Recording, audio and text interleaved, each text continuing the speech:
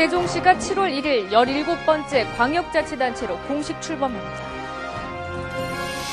847개 공공기관이 주차장과 체육시설 등 편의시설을 국민에게 개방합니다. 여러분 안녕하십니까? 세종시가 드디어 7월 1일 공식 출범합니다.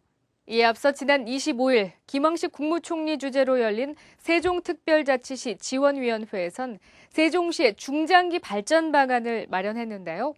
정부는 세종시가 행정도시로 지속적인 성장 동력을 가질 수 있도록 중앙행정기관의 차질 없는 이전은 물론 과학벨트와의 연계도 활성화한다는 방침입니다. 연기군 등 편입지역엔 특성에 맞는 산업발전을 지원하고 주변 도시와는 지역협의체를 구성해 상생발전도시의 모델이 되겠다는 계획이고요. 이와 함께 선도교육 모델을 세종시에 도입하는 등 스마트교육 거점 도시로의 비전도 제시했습니다. 총리실은 중앙행정기관 가운데 처음으로 9월부터 단계적으로 세종시로 이전할 계획입니다. 다음 소식입니다. 847개 공공기관의 편의시설과 주차 공간이 7월 1일부터 국민 여러분께 개방됩니다. 내가 활용할 수 있는 공공기관의 편의시설은 어떤 것들이 있는지 찾아 적극 활용해보는 건 어떨까요? 총리실은 지난 3월 공공기관의 주차장과 운동장, 체력단련실 등을 국민들이 함께 이용할 수 있도록 개방한다는 계획을 발표했습니다.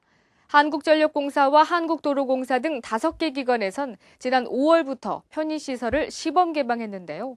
어떤 변화가 있었을까요? 주말과 공휴일에는 100대에서 120여 대 정도 일반인들이 이용하고 계시고 주중에는 40여 대 정도 이용하고 계십니다.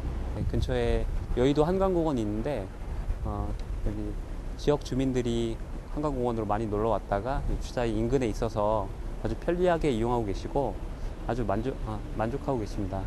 총리실은 이런 성과를 바탕으로 개방 대상 기관의 범위를 전면 확대했는데요.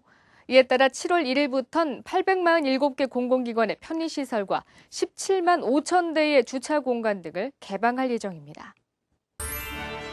전국이 가뭄으로 몸살을 앓고 있는 가운데 김황식 국무총리는 지난주 충남 홍성을 방문한 데 이어 지난 26일엔 경기도 화성을 찾아 정부의 적극적인 지원 의지를 전했습니다. 정부는 중앙재난안전대책본부를 가동하는 등 더 이상 피해가 확산되지 않도록 총력을 기울이고 있습니다. 지역대학의 경쟁력을 강화하기 위한 지역대학 발전 방안이 지난 27일 교육개혁협의회에서 확정됐습니다. 정부는 내년부터 지방대학 학생들에게 지원하는 국가지원장학금을 70%로 확대하고 산학협력 선도대학의 규모를 2배 이상 늘릴 계획입니다. 축산식품 이력관리 강화 방안이 지난 28일 식품안전정책위원회에서 심의 의결됐습니다.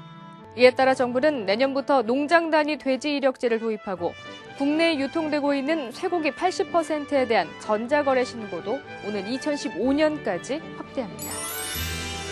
이번 주 총총 뉴스는 여기까지입니다. 시청해주신 여러분 고맙습니다.